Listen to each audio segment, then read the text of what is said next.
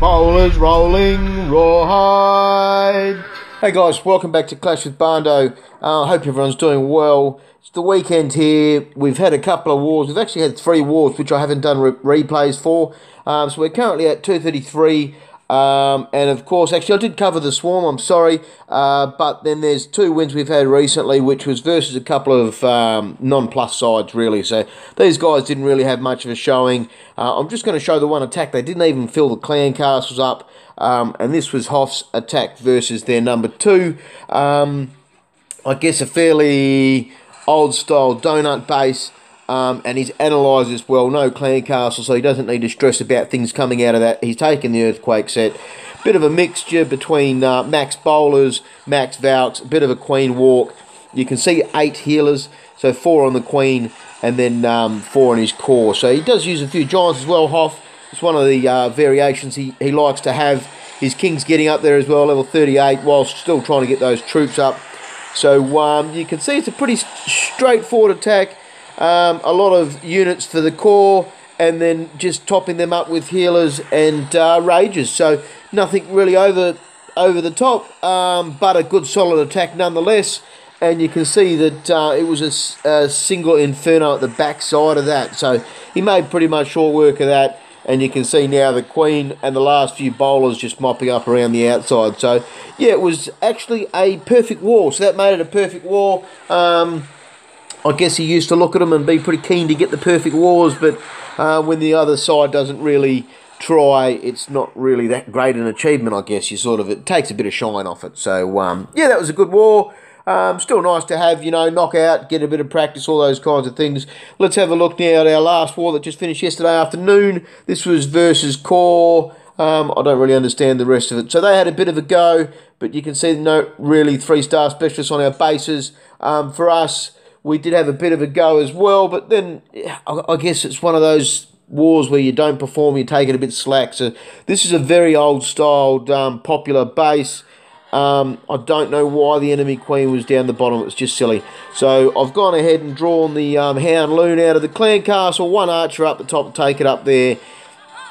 As the archer gets, as the hound gets close, out comes the queen with a poison for that loon coming in board. So taking an earthquake, which you can see that goes down in the middle there, and a couple of minions come out to assist the queen. Probably could have used one of those wizards. That was the intention, just to decrease the time needed on the hound, that is. But you can see, push the queen in, and very concerned about time. I prepped up for the next phase, which was just basically a mass bowler, nothing huge. I've saved a couple of valks for the bottom for the enemy queen. An early warden ability, that was because the eagle locked onto my bowlers and I didn't want to lose too many mass bowlers at the start. So you can see now Jimmy Bob's down through the guts. I do use the 2 valks down the bottom, but they don't kill the queen by themselves. I don't have maxed baby dragon at the moment, so I would actually like to, use a baby dragon versus the enemy queen. But obviously don't have them, so I've still got the level 1 as I'm doing Skeleton Spell on Bando 80 at the moment, and we'll go into probably Clone. I want to start working with Clone and mucking around with that, but obviously just so many other units to get with the last update. I don't know whether it's a money grab as such, but yeah, I mean, there was some 3 stars here. That was from Hoff, that was a hit down. A couple from Bando 81B. I might show... What was the first one? This is a bit of Town Hall 10 bowler on bowler. You can see there's no real need to take this through. It's a bit of a lower base, some higher point defences, but nothing hardcore. It wasn't a really great base. So started with the Queen Walk up the top. And you can see now, out comes the Clan Castle, Dragon Loon Archers. So Poison and Rage for that. It's a bit of a standard combo where you use a few bowlers on the side with a couple of healers, and they just herd your side, and then you push your core bowlers through the guts. So you can see the effects of bowlers under Rage. You try and stop that second Inferno and pretty much just go nutso. So you can see the effect of that at the end. The Queen, she's got healers on her. The King, he's still going. Oh, Jimmy Bob's causing a bit of havoc. There's still a few bowlers left. So there wasn't really a lot of thought put into this attack. It was basically just a mass bowler. So what's interesting is at Town Hall 10 and 11, you're getting a lot of mass armies, so mass bowlers, mass miners, excuse me. Even mass Valks are still working in a lot of raids.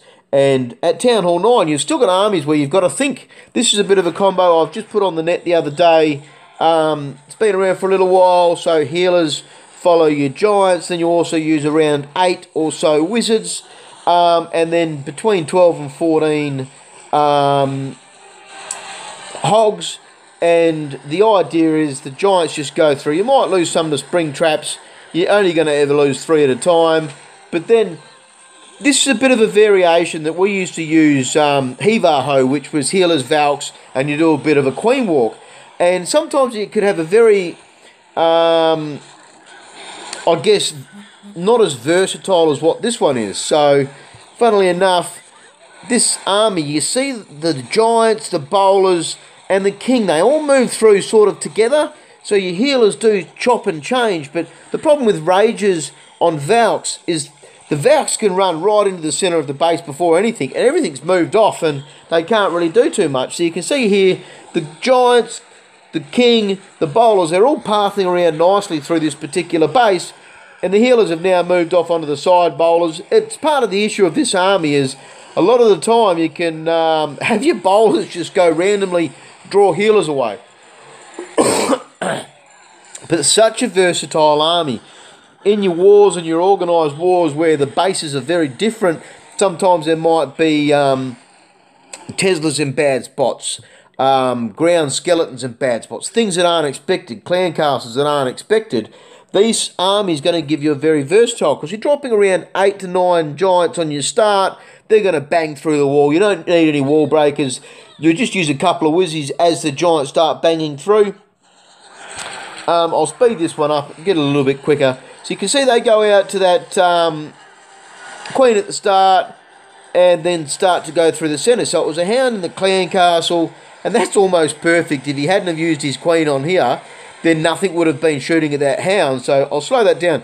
If that queen could have been dropped on the side, possibly from the top up around here, and then you use a couple of giants to, even giants or possibly hogs, and then you're laughing. So if the queen didn't even need to go in there to kill that hound, because your giants, your king, your bowlers, none of that's going to shoot air. They could have just tanked that hound the whole way through. So this is where your army is going to be very versatile. If you spot that and you don't use your queen, you go, well, maybe use the queen around the side with a few hogs running point for her, and then that way she might even tank for a little bit for them.